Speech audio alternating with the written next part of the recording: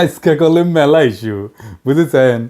এটা এটা নিয়ে ধরি, ওই যে কুদ্দুস বয়াতি আছে না, ওরা একটা চমৎকার গান আছে কলে, কোনটা ছেড়ে কোনটারে ধরি, শুনিছেন? শোনেন নাই? আরে এডিটর সাহেব এনে শুনে দেন না, এরপরে তো বাম্বু চলবে বরাবর, এনা সবাই এনার্জি নিয়ে নিক, তাই না? শোনেন। কোনটা ছেড়ে কোনটা ধরি, 10টা মেয়ের সাথে প্রেম করি, এইটাও ভালো এইটাও ভালো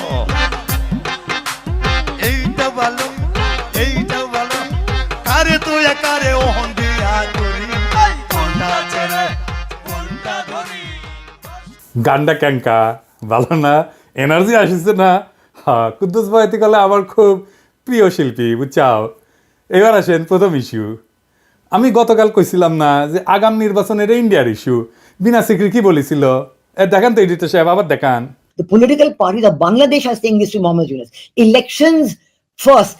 The reforms are to be done only by an elected government. This is business. ঠিক তার পরদিন বলল ভারতীয় সেনাপ্রধান যে 5 তারিখ নাকি সারাক্ষণ সে ওয়াকার সাহেবের টাচে ছিল। হ্যাঁ, ওর মুখেই শোনেন, নিজের মুখেই শুনেন, এই যে এডিটর সাহেব শুনে দেন। I'm in touch with the chief of Bangladesh during the time of when this changeover took place. I was in constant touch with him, and even thereafter, in November 24, we had a video conference also. As far as the military cooperation is concerned, is again going up in the same way. Our officers have moved there for the NDC also. When we talk about the relationship we should talk about when there is an elected government. So as of now, the relationship is with the military is well and perfect. তাইলে ওয়াকার সাহেবের মধ্যস্থতায় যা যা হয়েছে পাওয়ার ট্রান্সফারের, তা Indian সেনাবাহিনীর সাথে আলাপ করে হয়েছে, ঠিক কিনা? এবার বুঝেছেন তো বিপ্লব কখন কেমনে কোনটি গেছে? আমি কই নাই আগে কইছিলাম, কই নাই আগে ক্যান্টনমেন্টে যায়েন না কইছিলাম না? কইছিলাম। এখন বুঝেছেন তো যে মাখা ভাত খাইছেন আর জনগণরে খাওয়াইছেন, তা মাইকা দিছিল ইন্ডিয়া। আর কি কইছে? নির্বাচিত সরকার আসলে সম্পর্ক স্বাভাবিক হবে। আবার শুনেন। When we talk about the relationship we should talk about when there is an elected government. তার মানে বিএনপির সাথে সেটেলমেন্ট হয়ে গেছে, বিএনপি ক্ষমতাতে আসলে তার আর ডিস্টার্ব দেবে না, তার আগে যত পারা যায় ডিস্টার্ব দেবে, ঠিক কিনা বলেন? এবার আসেন দ্বিতীয় ইস্যু। বিশিষ্ট বাম মোশাহিদা সুলতানা হাঙ্কেরে প্রথম আলো ওটা একটা জুলাই বিপ্লব নিয়ে কলাম লিখেছে, সেটি লিখেছে আনু মোহাম্মদ নাকি এক দফার ঘোষণা দিছিল, আর তারপরেই নাকি হাসিনা পলাইছিল, বুঝাও। লিখেছে প্রেস ক্লাবে হাসিনার পদত্যাগের এক দফা দাবি ঘোষণা করেন অধ্যাপক আনু মোহাম্মদ। ঘোষণার পরপর একটি মিছিল প্রেস ক্লাব থেকে যাত্রা করে শহীদ মিনার অভিমুখে।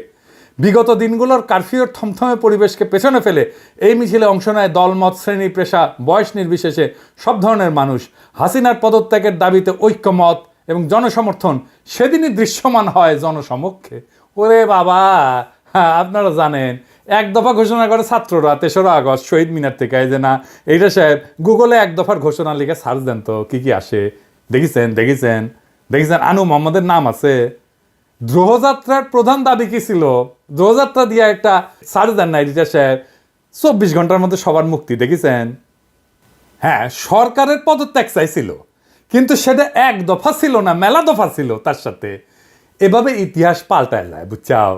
এভাবেই প্রথম আলো তার পক্ষের বয়ান তৈরি করে বামেদের লেগা, মানে রক্ত দিল সবাই আর নেতৃত্ব হয়েছে বামের।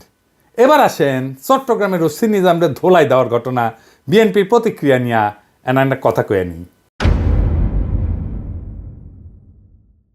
ওসি নিজাম একজন দুর্বৃত্ত পুলিশ অফিসার ছিল। ওসি নিজামউদ্দিনের মা খালেদা মেম্বার, সভাপতি বাংলাদেশ মহিলা আওয়ামী লীগ বড়ইতলি চকরিয়া। এই যে সিআরপি সালাউদ্দিনের পাশের ছবিটা দেখেন, আর একটা ছবি দেখেন ওসি নিজামের। দেখেছেন বন্দুক ধরে আছে কিংকা করিয়া। তখনও কোতোয়ালি থানার ওসি ইনভেস্টিগেশন 2014 সালে চট্টগ্রাম বিএনপি পার্টি অফিসের সামনে বিএনপি কর্মীদের বুকে ও বন্দুক ধরেছে নিজের হাতে। দেখেছেন? ওরা কিছুই করা হয়নি, ধরে থানার দেওয়া হয়েছে। টানাটানির সময় জামা ছিঁড়িছে। থানার দেওয়া হয়েছে কেন? কারণ ওই ওসি নিজাম হৃদয় তারুয়ার মামলার আসামি যে শহীদদের, কিন্তু ধরে দেওয়ার পর দেখা গেল তার নামে পুলিশ মামলা থেকে বাদ দিয়ে দিছে। দেখেছেন? বাদীকে না জানায় মামলা থেকে নাম বাদ দেওয়া যায় না, বাদীকে জানানোই হয় নাই। এই মামলার তদন্তকারী কর্মকর্তাকে আমি জানবার চাই, আমারে নাম দিবেন, ওর তদন্ত আমি আর আন্দাই দিমু। এই নিজামরে ধরিছে শহীদুল ইসলাম শহীদ নামে স্বেচ্ছাসেবক দলের নেতা এক বীর যুবক, আমার স্যালুট তারে দল থেকে বহিষ্কার করে দিছে। কেন? দুইটা কারণে। দুর্নীতির দায় সাজাপ্রাপ্ত মীর নাসিরের ছেলে মীর হেলাল ছেলেটার বিরুদ্ধে অবস্থান নিছে।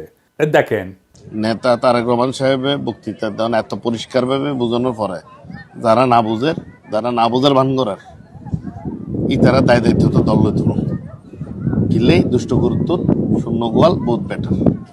আর পুলিশ অ্যাসোসিয়েশন বিবৃতি দিছে খুনি নিজামের জন্য ওদের মনে নাকি গভীর সমবেদনা তৈরি হয়েছে। হারাম জাদা, হাজারের উপরে ছাত্র জনতারে পাখির মতো গুলি করে মাইরা ফেলাইছো, 25,000 ছাত্র জনতাকে চিরজীবনের জন্য পঙ্গু করে দিছো। ঠোলার আচ্ছা ঠোলা তোর হৃদয় আছে মাদার।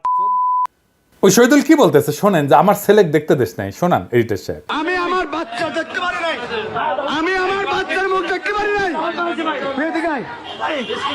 এ হচ্ছে হোসেন আদম, সাদত ভাইকে যে লাঞ্ছিত করেছিল, আমাদেরকে লাঞ্ছিত করেছিল। জামাতের নেতাকে ধরে শিশু সন্ত্রাসী বলে চালান দিছে 3-3 বার।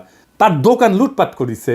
বউ বাচ্চা গেছে দেখা করতে, বাচ্চার 104 ডিগ্রি জ্বর আসছিল, দেখা করতে দেন, সারা রাত ওই বাচ্চাটারে বসায় রাখিছে। আলিয়া মাদ্রাসা ক্লাস 8-এর ছাত্রের ধরে নিয়ে গেছে, পরীক্ষা দিছে বাচ্চাটা জেল থেকে। এখন ঠোলা অ্যাসোসিয়েশনে হৃদয় বাইরে হয়েছে শালা, 14 জেনারেশনের জাউরা শালা। বিএনপি ভাবিছে ঠোলা দিয়ে ইলেকশন করাবি, তাই পুলিশের করতে গেছে বিএনপি। এখন এই শহীদুল ইসলামকে নিজাম সাইজ করবি। এই নিজাম, শহীদুলের যদি কিছু হলে না তো ঠ্যাঙ্ক এটা ভেজে খামু কলে আমি। শহীদুল, তুমি ছাত্রদের নাগরিক কমিটির জয়েন দাও, তুমি উটি নেতা হবা। তোমার বীরত্বরে স্যালুট আমার। নাগরিক কমিটি করছি, যেটি ইনকা স্পিরিটেড বিএনপির তৃণমূল কর্মীর সাথে বেইনসাফি করবে বিএনপি না তারই নিয়ে নিবা। ওই যে ইসকনের নামে মামলা করেছিল না যে বিএনপি নেতা, তাকে নিয়ে নাও। ওই চট্টগ্রামে হিরোইক ইমেজ তৈরি করতে পারবি। এবার আসেন মিজানুর রহমান আজাহারির তাফসির মাহফিলে গ্যাঞ্জাম নিয়ে কথা বলি। সিলেটে যেভাবে মিজানুর রহমান আজাহারির ওয়াজের শেষে হট্টগোল করে বন্ধ করে দেওয়া হয়েছে, তাতে আমি হতবাক এবং ক্ষুব্ধ। শুনেন তার কথা, শুনেন শেষ দিকের কথা। এই জায়গাটাতে এরকম কেন হইলো? শুরুতে তো এটা ছিল না। এখন আইন শৃঙ্খলা বাহিনী তোমাদের সাথে লাঠিচার্জ করবে, ধাক্কাধাক্কি করবে, তোমরা আমার সাথে এটা হবে এরকম? তোমরা তো ব্যথা পাবা তো। বসো না, সবাই বসতে পারলে তোমাদের কি? বসো। এটা আমি এখন পরিকল্পিতও কিছু হতে পারে এই